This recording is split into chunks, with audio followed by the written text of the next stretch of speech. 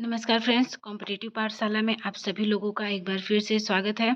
इस क्लास में हम देखेंगे अलंकार, जो कि हिंदी का एक इम्पॉर्टेंट चैप्टर है अलंकार। और इसके पहले की क्लास में हमने देखा था काल।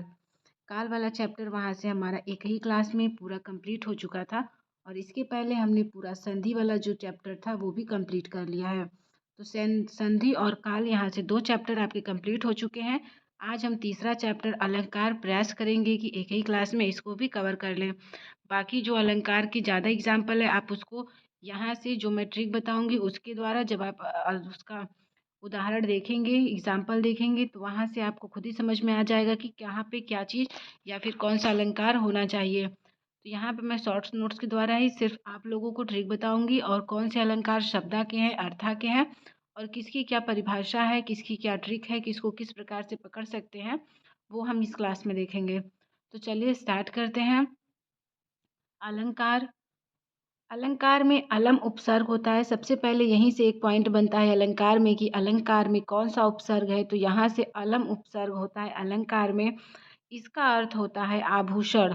जो अलम है उसका अर्थ होता है आभूषण। अलंकार संप्रदाय के प्रवर्तक भामा तथा दंडी है। अलंकार संप्रदाय के प्रवर्तक भामा एवं दंडी, यही दोनों लोग हैं। यहाँ पे ऑप्शन में भामा की जगह वामन भी दे देता है। तो यहाँ से आप ध्यान रखिएगा कि अलंकार संप्रदाय के प्रवर्तक भामा हैं और दंडी हैं, तो कंफ्यूज मत होइएगा। आगे है संस्कृत अलंकार के प्रवर्तक। ये तो हिंदी अलंकार के प्रवर्तक हैं भामा तथा दंडी, मतलब भामा हिंदी के हैं और जो दंडी हैं वो संस्कृत अलंकार के प्रवर्तक कहलाते हैं। हिंदी अलंकार के प्रवर्तक भामा है और संस्कृत अलंकार के प्रवर्तक दंडी हैं। तो यहाँ से कंफ्यूज मत होइएगा। क्या पता ऑप्शन में दंडी और भामा दोनों रहे तो हमें लगे कि ये दोनों ही हैं, लेकिन अगर हिंदी में प्रश्न बनेगा तो भामा लगाएंगे और यही प्रश्न अगर संस्कृत में बनेगा तो फिर दंडी लगाएंगे। आगे है अलंकार के 2 भेद होते हैं, शब्दालंकार और अर्थालंकार। तो शब्दालंकार और अर्थालंकार। शब्दालंकार में हमें अनुप्रास अलंकार पढ़ना है, श्लेष अलंकार, यमक अलंकार, वक्रोक्ति अलंकार, विवक्षा अलंकार, पुनरुक्ति अलंकार। और वहीं अर्थालंकार में उपमा अलंकार, रूपक अलंकार, उत्प्रेक्षा, अतिशयोक्ति अलंकार, संदेह अलंकार, भ्रांतिमान अलंकार, मानवीकरण अलंकार, विभावना और विरोधाभास अलंकार देखना है। तो शब्द अलंकार में सबसे पहले होता है ये जहाँ पे शब्दों के माध्यम से, जहाँ पर शब्दों के माध्यम से अलंकार में शोभा बढ़ाई जाती है वहाँ पे शब्द अलंकार होता है। और अनुप्रास, श्लेष, यमक, वक्रोक्ति, विवक्षा, पुनरुक्ति, इन सभी में शब्दों के द्वारा जो है कि वाक्य में शोभा बढ़ाई जाती है। वहीं अगर देखें अर्थालंकार, अर्थालंकार में जब अर्थ के अकॉर्डिंग, अर्थ के हिसाब से जब हम काव्य में शोभा बढ़ाते हैं तो वहाँ पर अर्थालंकार होता है। उपमा, रूपक, उत्प्रेक्षा, अतिशयोक्ति, संदेह, भ्रांति, मानवीकरण, विभावना, विरोधाभास, ये जो है इनके द्वारा जो है अर्थ के द्वारा जो है वाक्य में शोभा बढ़ाई जाती है, अर्थ के द्वारा काव्य में शोभा बढ़ाई जाती है और इनके द्वारा जो है शब्दों के द्वारा काव्य में शोभा बढ़ाई जाती है। अब एक एक को बारी बारी देखेंगे कि किसमें क्या है। सबसे पहले अनुप्रास अलंकार। अनुप्रास शब्द अलंकार में ही हम देखेंगे। तो शब्द अलंकार में सबसे पहला है अनुप्रास अलंकार। अनुप्रास अलंकार कुल 5 भेद होते हैं, छेकानुप्रास, वृत्त्यानुप्रास, लाटानुप्रास, श्रुत्यानुप्रास, अंत्यानुप्रास। तो छेकानुप्रास में सबसे पहले अनुप्रास में जहाँ वर्णों की आवृत्ति होती है वहाँ अनुप्रास अलंकार होते हैं। किसकी आवृत्ति? वर्णों की। जहाँ भी वर्णों की आवृत्ति होगी वहाँ अनुप्रास अलंकार होगी। अब उस अनुप्रास में अगर ये 5 ऑप्शन दिया है तो उसको कैसे पहचानेंगे उसको देखते हैं। जैसे छेकानुप्रास, एक या एक से अधिक बार या फिर अधिकतम 2 बार जब वर्ण की आवृत्ति होगी तो वहाँ पे छेकानुप्रास होगा। जैसे कहत कहत परदेसी की बात, यहाँ पे कहत में क है और कत में क है, तो यहाँ पे 2 बार वर्ण की आवृत्ति हुई है इसलिए यहाँ पर छेकानुप्रास है। वृत्त्यानुप्रास, वर्ण की कई बार आवृत्ति हो तो वहाँ पर वृत्त्यानुप्रास होगा। अगर 2 बार या फिर एक या फिर एक से अधिक अर्थात 2 बार आवृत्ति होगी तो वहाँ पे छेकानुप्रास। और अगर वर्ण की कई बार आवृत्ति होगी तो वहाँ पे वृत्त्यानुप्रास। कई बार आवृत्ति को कैसे याद करेंगे? वृत्तिया में इस प्रकार से है वृत्त्या। वृत्त का मतलब क्या हो गया? गोल। गोल का मतलब है कि यहाँ से कई बार वर्ण की आवृत्ति इस प्रकार से होती जा रही है, होती जा रही है। इसलिए यहाँ पे जो वृत्तीय अनुप्रास है उसको हम यही माइंड में फिट करेंगे कि वर्ण की आवृत्ति कई बार होगी तो वृत्तीय अनुप्रास, और यदि एक या फिर एक से अधिक यानी कि 2 बार होगी तो फिर वहाँ पे 6 का अनुप्रास होगा। वृत्तीय अनुप्रास जैसे रघुपति राघव, राजा राम, पतित पावन सीताराम, यहाँ पर र की आवृत्ति कई बार होती जा रही है, इसलिए यहाँ पर वृत्तीय अनुप्रास है। आगे है श्रुत्य अनुप्रास। एक और एग्जाम्पल है इसका, तरनी तनुजा तट तमाल। तरनी तनुजा तट तमाल, इस प्रकार से यहाँ पर भी त की आवृत्ति बार बार हो रही है, यहाँ पर र की आवृत्ति बार बार हो रही है, इसलिए वृत्त्यानुप्रास है। आगे है श्रुत्यानुप्रास। ऐसा वर्ण जिसका उच्चारण स्थान एक ही हो, ऐसा वर्ण जिसका उच्चारण स्थान एक ही हो उसको श्रुत्यानुप्रास। उच्चारण स्थान का मतलब हम उसको जैसे कि इसको इस तरीके से याद रखिएगा कि सुनते हैं तो जब भी किसी भी शब्द को, किसी भी चीज़ को हम सुनेंगे, किसी भी वर्ण को सुनेंगे तो उनका जो उच्चारण स्थान है, उनका जो एक स्थान है पर्टिकुलर, वो सेम होना चाहिए। इसलिए श्रुत्यालंकार, श्रुत्यानुप्रास अलंकार में उनका उच्चारण स्थान जो भी वर्ण आएंगे अगर सेम है तो वहाँ पे श्रुत्यानुप्रास है। जैसे तुलसीदास नित निशिदिन, यहाँ पर जितने भी हैं इसमें मैक्सिमम तुलसी, त का, ल का, स का, द का, इसी तरीके से जितने भी वर्ण हैं उन सभी का लगभग मोस्टली वर्ण ऐसे हैं जिनका कि जो उच्चारण स्थान है वो सेम है। जैसे इनका जो उच्चारण स्थान है, त का दंत है, ल का दंत है, स का भी दंती है। इस तरीके से यहाँ पे इन सभी का उच्चारण स्थान दंत है, इसलिए श्रुत्यानुप्रास होगा।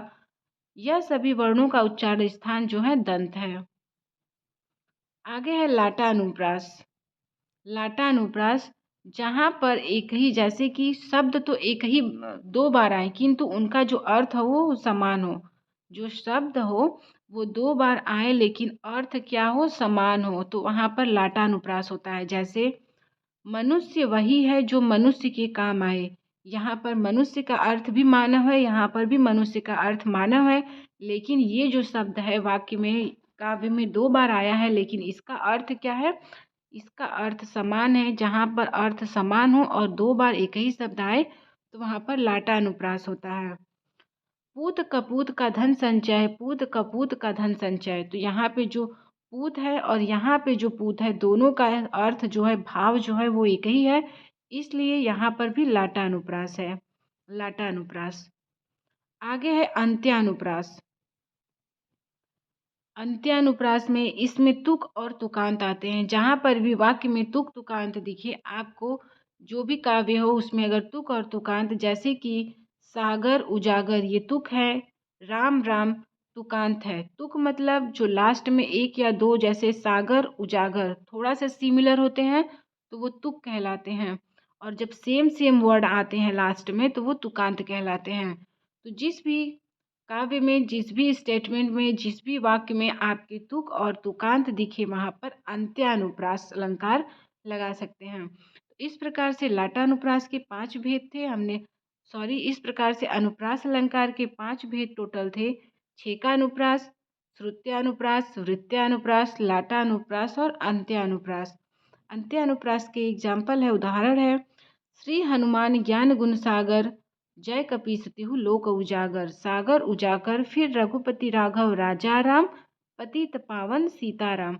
इस प्रकार से तुक और तुकांत आया तो अंत्य अनुप्रास। तो यहाँ से जो अनुप्रास अलंकार था हमने उसके टोटल 5 भेद देखे। तो आप इसको अच्छे से देख लीजिएगा, क्योंकि अभी जो आपके पेपर सेट हो रहे हैं उसमें आपसे डायरेक्टली अनुप्रास अलंकार के एग्जाम्पल न देकर इन्हीं 5 को दे देता है।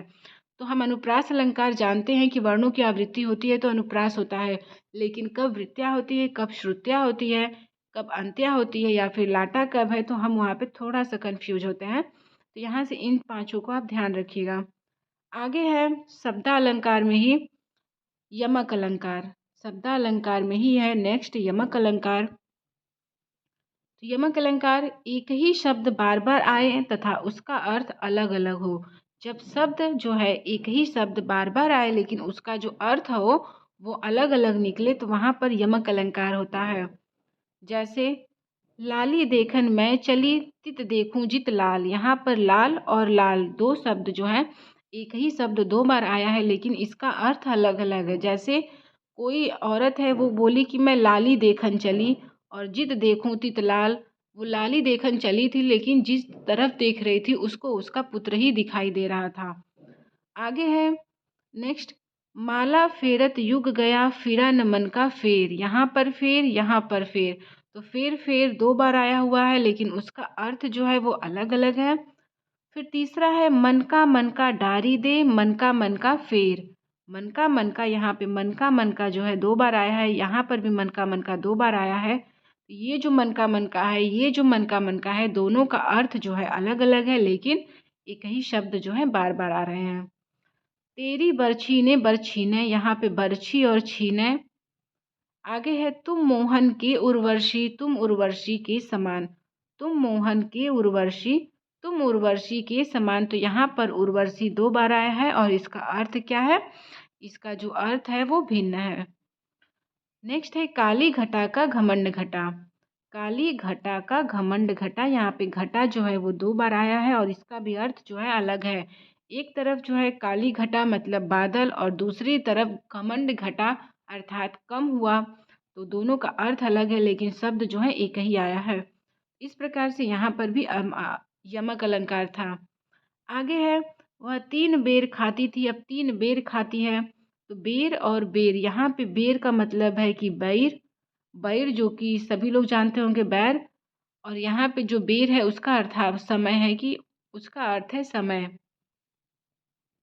तो इस तरीके से यमक अलंकार था कि एक ही शब्द बार बार आए तथा उसका अर्थ अलग अलग निकले, तो वहाँ पर यमक अलंकार होगा। आगे है श्लेष अलंकार।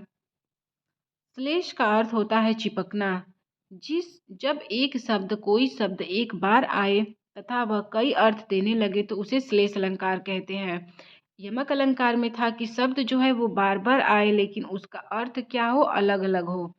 शब्द बार बार आए लेकिन उसका अर्थ अलग अलग हो, लेकिन श्लेष अलंकार में जो शब्द है वो एक बार ही आए लेकिन उसके जो अर्थ है वो कई हो, उसके अर्थ क्या हो, कई हो, लेकिन जो शब्द है वो एक ही बार आए, तो वहाँ पर श्लेष अलंकार होगा। जैसे मधुबन की छाती देखो सूखी इसकी कलियां।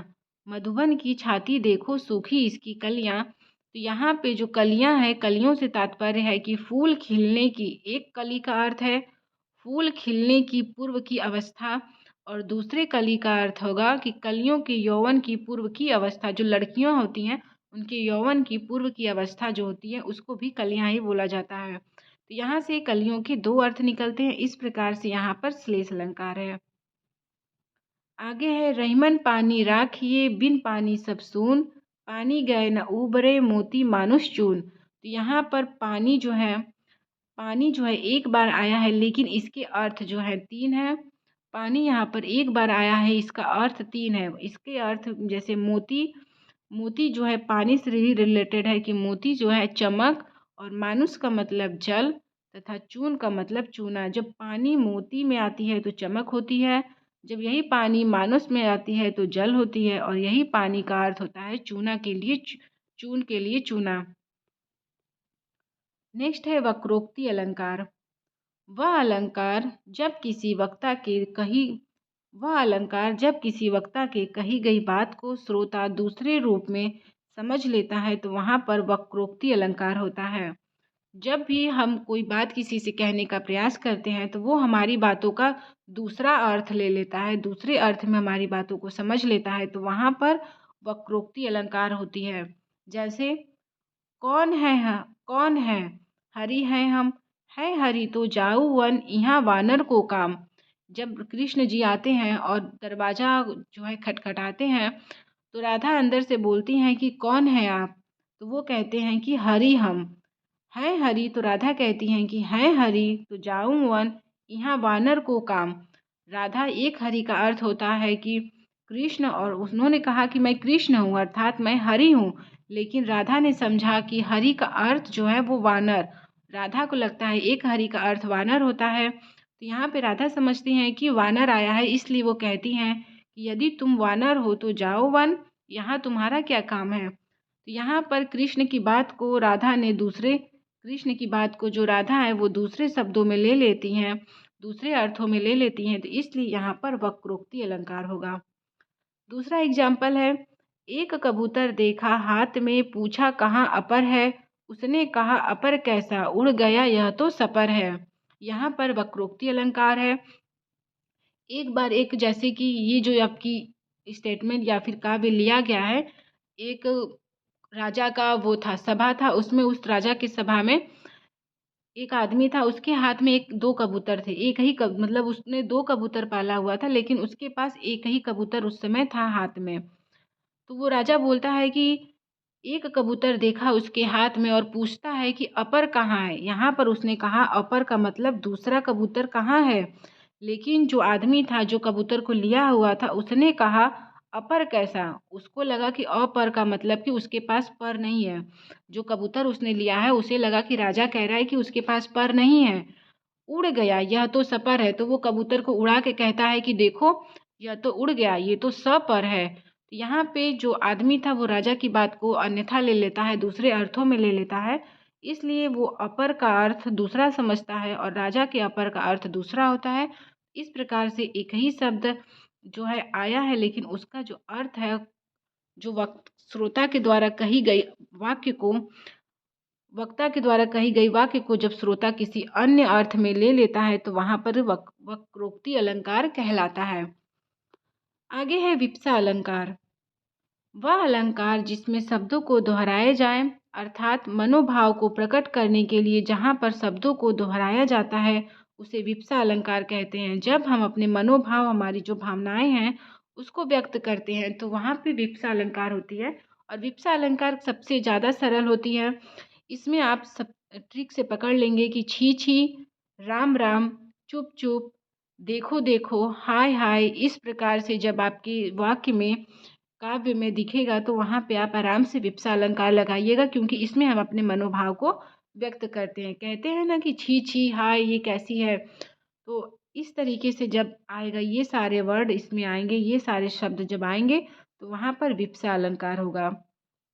विप्सा अलंकार सबसे ज़्यादा सरल होती है। आगे है पुनरुक्ति अलंकार। जब किसी काव्य में एक ही शब्द की आवृत्ति एक साथ दो बार हो तो उसमें पुनरुक्ति अलंकार होती है। जैसे मैं दक्षिण में दूर दूर तक गया, यहाँ पर एक ही जो वाक्य है, एक ही काव्य में जब शब्द की एक ही काव्य में जब एक ही शब्द की दो बार आवृत्ति होगी लगातार, तो वहाँ पर पुनरुक्ति अलंकार होगा। नेक्स्ट एग्जाम्पल है, अब इन योग संदेशनी सुनी सुनी मीठा मीठा, सुनी सुनी मीठा मीठा रस टपकता। तो इस प्रकार से जब आएगा एक ही शब्द साथ में तो वहाँ पर पुनरुक्ति अलंकार होगा। और यही शब्द जो है दूर दूर रहेगा, जैसे एक दूर, यहाँ पर एक दूर वाक्य के, काव्य के बहुत ज़्यादा बाद में रहेगा, 3-4 शब्दों के बाद रहेगा। तो इस दूर का अर्थ अलग हो जाएगा, इस दूर का अर्थ अलग हो जाएगा, तो वहाँ पर आपका दूसरा यमक अलंकार हो जाएगा।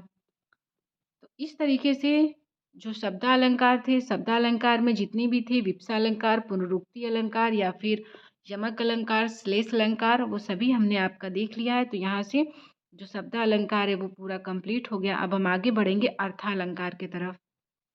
बाकी आप लोग एग्जाम्पल जो है अपने से लगाने का प्रयास कीजिएगा, खुद ही आपको समझ में आएगा कि कैसे किसको पकड़ना है। क्योंकि विप्सा अलंकार, पुनरुक्ति, अगर आप के दिमाग में लगेगा कि श्लेष अलंकार को मैं कैसे पहचानूं, क्योंकि सबको श्लेष अलंकार में ही कन्फ्यूजन होता है, तो श्लेष अलंकार को आप निगलेक्ट करिए, मतलब ऑप्शन यहाँ से निगलेक्ट करना स्टार्ट कीजिए। अगर आपके ऑप्शन में दिया है वक्रोक्ति, अगर आपके ऑप्शन में वक्रोक्ति दिया है, यमक दिया है या फिर श्लेष दिया है और नेक्स्ट है विप्सा, तो विप्सा को हम पहले ही जान जाएंगे कि इसमें छी छी नहीं आया है, मतलब विप्सा नहीं होगा। दूसरी जो श्रोता है उसकी कही गई बात को हम नहीं समझ पा रहे हैं, किसी और अर्थ में ले रहे हैं, तो वहाँ पर वक्रोक्ति हो गया। यमक हम वैसे ही काट लेंगे, बचा है यहाँ पर श्लेष। तो ऑप्शन को निगलेक्ट करके हम श्लेष अलंकार के अर्थ तक पहुँच सकते हैं, अगर श्लेष अलंकार में कन्फ्यूजन हो रही है तो। बाकी अगर नहीं हो रही है तो अच्छी बात है, अगर हो रही है तो ऑप्शन को निगलेक्ट कर लेंगे, क्योंकि बाकी सारे जो हैं उसके शब्दालंकार के बाकी सारे जो आपके अलंकार हैं वो काफ़ी ज़्यादा ईजी हैं, तो उससे हम उसको देख लेंगे। आगे है अर्थालंकार। जिस अलंकार की रचना अर्थ के आधार पर किया जाता है उसे अर्थालंकार कहते हैं। और अर्थालंकार में पहला है उपमा अलंकार। जहाँ एक ही वस्तु की तुलना दूसरी वस्तु से किया जाए वहाँ पर उपमा अलंकार होता है। और उपमा अलंकार के कुल 4 भेद होते हैं। उपमा अलंकार में एक वस्तु की तुलना दूसरे वस्तु से की जाती है। एक वस्तु की तुलना जब हम दूसरे वस्तु से करेंगे तो वहाँ पर उपमा अलंकार होगी। और उपमा अलंकार के कुल 4 भेद हैं। उपमेय, उपमान, उपमेय, उपमान, साधारण धर्म और वाचक धर्म। उपमान अलंकार के 2 भेद होते हैं। उपमा अलंकार के 2 भेद होते हैं पूर्ण रूप से। उपमा अलंकार के 4 अंग होते हैं। अगर अंग पूछेगा तो 4 और अगर भेद पूछेगा तो 2। ये आप ध्यान रखिएगा कि अगर अंग की बात करेगा तो हमें 4 लगाना है। उपमेय, उपमान, साधारण धर्म और वाचक। और अगर उपमा अलंकार के भेद पूछेगा तो 2 होते हैं, पूर्ण उपमा और लुप्त उपमा। पूर्ण उपमा जिसमें उपमेय, उपमान, साधारण धर्म तथा वाचक पाया जाता है उसे पूर्ण उपमा कहते हैं। जिसमें उपमा अलंकार के चारों अंग प्रेजेंट होते हैं, चारों अंग उपस्थित होते हैं, उसको हम पूर्ण उपमा कहते हैं। जैसे पीपर पात सरिस मंडोला। यहाँ पर पीपर पात सरिस मंडोला, इसमें उपमेय भी है, उपमान भी है, साधारण धर्म भी है और वाचक भी है। लुप्त उपमा जिसमें उपमा के चारों अंग में से एक या 2 अंग नहीं पाया जाता है उसको लुप्त उपमा कहते हैं। जैसे कल्पना सी अतिशय कोमल। कल्पना जो है वो उपमान हो गई, जो सी है वो वाचक, मतलब जो वाचक होते हैं वो जोड़ने का काम करते हैं, तो यहाँ पे जो सी है वो वाचक हो गई, कल्पना उपमान हो गई, और जो कोमल है वो उपमेय हो गई। लेकिन यहाँ पर साधारण धर्म जो है नहीं दिया गया है। इस प्रकार से यहाँ पर एक जो है अनुपस्थित है, साधारण धर्म अनुपस्थित है, इसलिए यहाँ पर लुप्त उपमा है। दूसरा एग्जाम्पल है हरिपद कोमल कमल सा। हरिपद कोमल कमल सा लुप्त उपमा का ही उदाहरण है। आगे है रूपक अलंकार। जब उपमेय में उपमान का भेद रहित आरोप किया जाता है तो उसे रूपक अलंकार कहते हैं। जैसे पायो जी मैंने राम रतन धन पायो। यहाँ पे जब उपमेय में उपमान का भेद रहित आरोप किया जा रहा है, पायो जी मैंने राम रतन धन पायो, तो मैंने किस प्रकार का धन पाया? राम रतन धन पाया। तो यहाँ पर उपमेय कौन सा है? उपमेय ये आपका राम रतन उपमान है। और धन किस प्रकार का है? उपमेय। तो उपमेय में यानी कि जो धन पाए हैं हम, उसमें जब हम राम के किस प्रकार का धन, मतलब राम रतन धन, उपमेय हमारे उपमेय हो गया धन पाए, और जो उपमान है वो राम रतन है। तो यहाँ से उपमेय में उपमान की जब भेद रहित आरोप किया जाता है तो रूपक अलंकार होता है।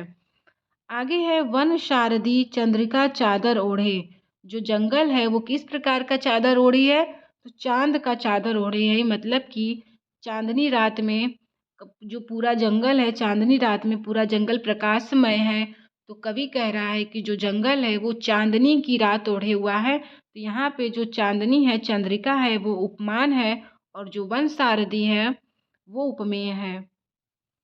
गोपी पद पंकज पावन कीरज जागे। यहाँ पर भी रूपक अलंकार है। अंबर पनघट में डूबो रही तारा उषा नागरी। और दूसरा एग्जाम्पल है प्रभात यौवन है, वक्ष सर में कोमल भी विकसित हुआ, शीश मख पर घूंघट डाले आंचल में द्वीप छुपाए।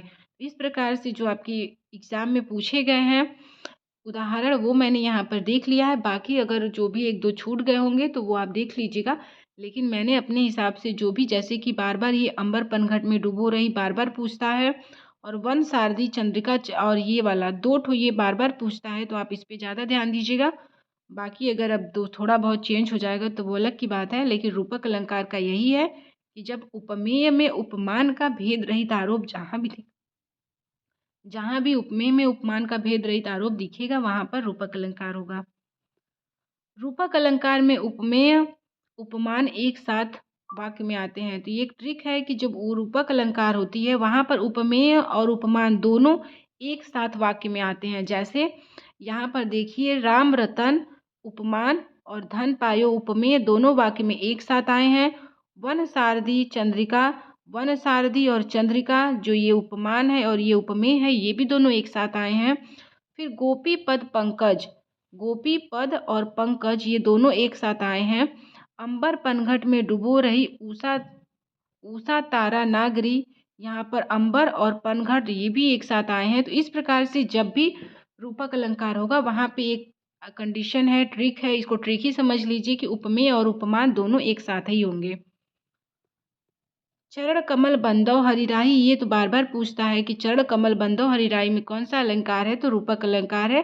और यहाँ पे चरण और कमल जो उपमेय और उपमान दोनों एक साथ आए हैं, यहाँ पर भी देख लीजिएगा। नेक्स्ट है उत्प्रेक्षा अलंकार।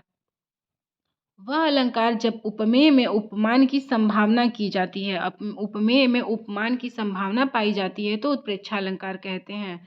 और उत्प्रेक्षा अलंकार एकदम आराम से पकड़ में आ जाती है। इसकी ट्रिक होती है, जिस भी काव्य में जनहु मनहु जानो मानो ज्यों ज्वाला मनु जनु इस प्रकार से शब्द दिखे तो आपको वहाँ पर बिना कुछ सोचे समझे उत्प्रेक्षा अलंकार लगा देना है। क्योंकि जनहु मनहु जानो मानो तो सभी को पता है, तो यहाँ से आप ज्यों ज्वाला मनु जनु ये चार आप याद रखिएगा।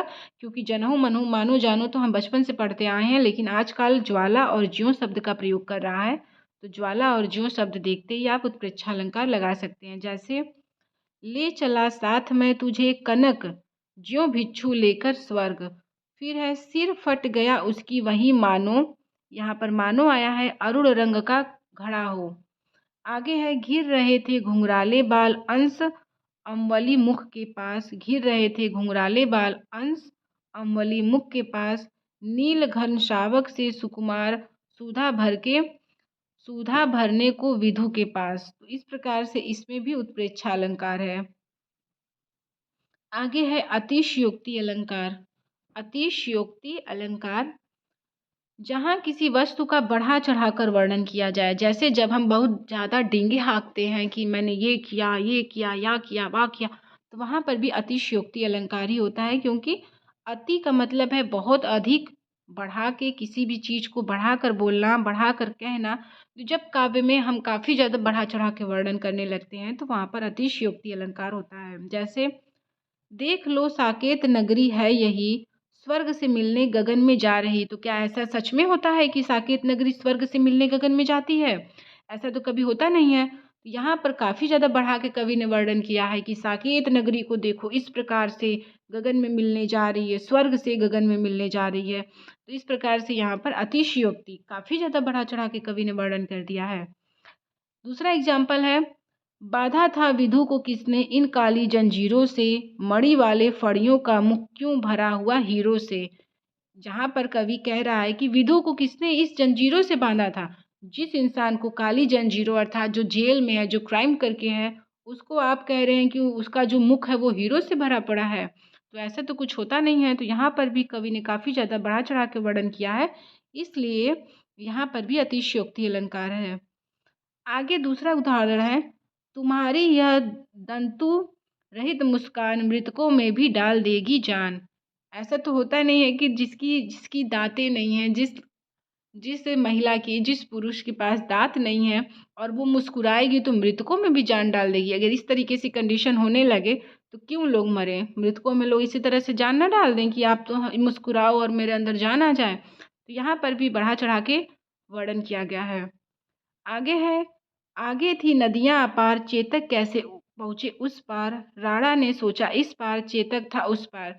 इस प्रकार से भी यहाँ पर अतिशयोक्ति अलंकार है, क्योंकि सिर्फ मुंडी घुमा देने से ही जो राणा प्रताप का घोड़ा था चेतक, वो नदी के उस पार कैसे पहुँच गया। तो यहाँ पर कवि ने राणा प्रताप की महाराणा राणा प्रताप की काफ़ी ज़्यादा बढ़ा चढ़ा कर वर्णन किया है, इसलिए यहाँ पर अतिशयोक्ति अलंकार है। तो इस तरीके से हमने कौन कौन से अलंकार देखा। अर्थालंकार में यहाँ से हमने उपमा अलंकार पूरा देख लिया, रूपक अलंकार, उत्प्रेक्षा अलंकार और अतिशयोक्ति अलंकार। अब नेक्स्ट है संदेह अलंकार। जहाँ किसी वस्तु को देखकर संशय बना रहे, निश्चय न हो, वहाँ पर संदेह अलंकार होता है। मतलब हमारा जो संशय है वो काफ़ी टाइम तक बना रहे, हमारा जो भ्रम है वो न टूटे, संशय न टूटे, जो हमारा शक है वो किसी पर न टूटे, तो वहाँ पर संदेह अलंकार है। और वहीं अगर शक टूट गया तो फिर भ्रांति अलंकार। अगर शक टूट गया तो भ्रांति, और अगर शक नहीं टूटा तो संदेह अलंकार। जैसे साड़ी विच नारी है कि नारी विच साड़ी है, तो ये जो है काव्य, ये जो लिया गया है पंक्ति, जब महाभारत में द्रौपदी का चीरहरण हो रहा था, तो वहाँ पर दुर्योधन जब उनके वस्त्र को ले रहा था, तो वहाँ पे यही कहा गया था, इतने ज़्यादा कपड़े गज गए थे कि ये बताना मुश्किल था कि साड़ी के बीच में नारी है कि नारी के बीच में साड़ी है। तो वहाँ पर लोगों को संदेह हो गया था, उनका जो संशय है वो बना ही रह गया। आज तक भी वहाँ पे जितने भी सभा में लोग उपस्थित थे, उनके दिमाग में यही था कि आखिर ये जो द्रौपदी है वो साड़ी के बीच में थी कि साड़ी जो है द्रौपदी के, यानी कि साड़ी बीच नारी है कि नारी बीच साड़ी है, कि सारी ही नारी है कि नारी ही सारी है, उन लोगों को कन्फ्यूजन हो गया था।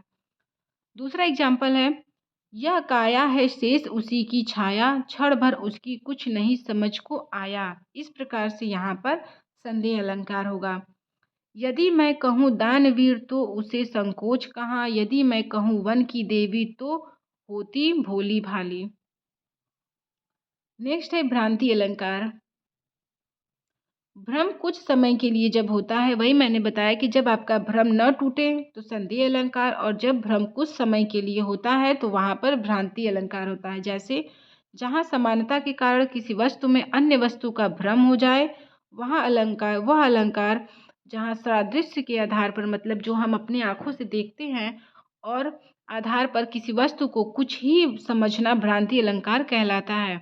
जब हम अपनी आंखों से देखी गई चीज़ों को कुछ और समझ लेते हैं और बाद में हमें लगता है कि नहीं वो चीज़ नहीं था, इसलिए वहाँ पे हमारा भ्रम टूट गया, तो वहाँ पर भ्रांति अलंकार होती है। जैसे मम्मी के सर पर देख देख दो चोटी, मुन्ना भाग उठा देख कर जैसे सिर पर सापन लोटी। तो मम्मी के सर पर उसने दो चोटी देखा, उसको लगा कि सांप है, तो चोटी की जो तुलना है उसने सांप के लिए कर दिया, और जब वो थोड़ा पास आया तो उसको लगा कि नहीं ये सांप नहीं, ये तो चोटी है। इस प्रकार से यहाँ पर भ्रांति अलंकार हो गया। फिर दूसरा है, पाए महावर देने को नाइन बैठी आए, फिरी फिरी जानी महावर ही एड़ी भिड़त जाए। पैर रंगने के लिए जब आई थी नाउन, जो नाइन है वो पैर रंगने आई थी, तो यहाँ पर जो नायिका है उसके पैर को वो देखती है, नायिका के पैर जो है पहले से ही लाल थे, तो वो भ्रम में पड़ जाती है कि हे भगवान, मैं तो पैर रंगने के लिए इसकी आई थी, इसके पैर तो पहले से ही लाल है, मैंने इसका पैर रंगा है या फिर पैर, जैसे दूर से उसको लगता है कि उसका पैर रंगा हुआ है, लेकिन जब वो पास में जाती है तो उसका भ्रम टूट जाता है और उसको लगता है कि नहीं पैर जो है रंगा हुआ नहीं था, तो यहाँ पे उसका भ्रम टूट गया। पाए महावर देने को नाइन बैठी आए, फिरी फिरी जानी महावरी एड़ी भिड़त जाए। तो इस प्रकार से जो नाइन है उसका यहाँ पे भ्रम टूट गया, तो भ्रांति अलंकार। आगे है मानवीकरण अलंकार। जहाँ पर प्रकृति के गुणों की तुलना मानव से की जाती है, मानवीकरण अलंकार कहलाती है। मानवीकरण अलंकार उत्प्रेक्षा अलंकार सबसे ईजी है, सबसे आसान है, तो यहाँ से अगर हम ऑप्शन निगलेक्ट करेंगे तो मानवीकरण अलंकार को निगलेक्ट कर देंगे, या फिर इसी को पकड़ लेंगे, उत्प्रेक्षा को पकड़ लेंगे, तो बाकी सारे ऑप्शन जो है अलंकार के खुद ही समझ में आ जाएंगे। तो प्रकृति के गुणों की तुलना मानव से, मानवीय गुणों से जब की जाए तो वहाँ पर मानवीकरण अलंकार होता है। जैसे बादल आए बन ठन के, क्या बादल कभी मनुष्य की तरह बन ठन के आते हैं? जी नहीं, वहाँ पे बादल जो है प्रकृति है और उसकी तुलना हमारे मानव से की गई है, हम मानवों से की गई है कि वो बन ठन के आए हैं, तो यहाँ पर जो है मानवीकरण अलंकार है। आगे है भौरा गुनगुनाएं कलियां मुस्कुराई। इस तरीके से ये कभी नहीं होता है कि जो भौरे हैं वो गुनगुनाती हैं, कलियां मुस्कुराती हैं, अर्थात जो भौरा है वो प्राकृतिक है, भौरा जो है वो मानवीय गुण है। जो भौरे में मानवीय गुण दिखाया गया है कि भौरे गुनगुनाते हैं और जो कलियां हैं वो मुस्कुराती हैं, तो ये कलियां जो है वो प्राकृतिक है और जो मुस्कुराहट है वो मानव जो है मुस्कुराते हैं, तो मानव के गुणों को तुलना प्रकृति के गुणों से यहाँ पर की गई है, इसलिए मानवीकरण अलंकार। आगे है सागर के उस पर भौरे करे नृत्य गान। सागर के उर पर भौरे करे नृत्य गान, जो सागरों में लहर उठती हैं उस पे भौरे जो है वो नृत्य करते हैं। तो नृत्य कौन करता है? मनुष्य करता है, ये मानव की गुण है। तो मानव के गुण की तुलना जो है सागर के उर से की गई है, प्रकृति से की गई है, तो इस प्रकार से यहाँ पर भी मानवीकरण अलंकार है। आगे है विभावना अलंकार।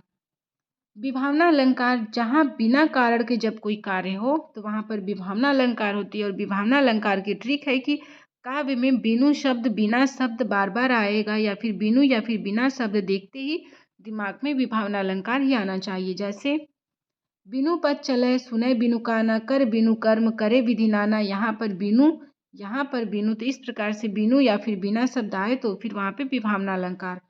आनन रहित समल रस भोगी, बिनु वाणी वक्ता पर जोगी। इस प्रकार से बिनु शब्द यहाँ पर भी आया है, तो हमें बिनु यानी विभावना अलंकार, मानवीकरण अलंकार और उत्प्रेक्षा अलंकार, ये तीनों अलंकार तो एकदम दिमाग में फिट हो जाएगा, क्योंकि ये कभी गलत नहीं होगा। बाकी अगर हमारा भ्रम टूट गया तो भ्रांति अलंकार, और भ्रम नहीं टूटा तो संदेह अलंकार। आगे है विरोधाभास अलंकार।